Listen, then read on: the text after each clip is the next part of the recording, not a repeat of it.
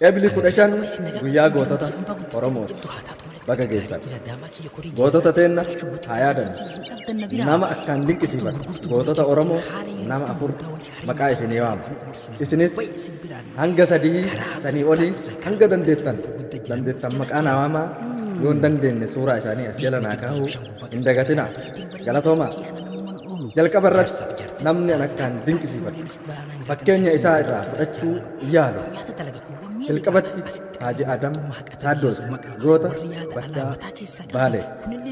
Lammaffarratti nama an akkaan dinqisiifadhu Bakar Waareeti goota Harargee.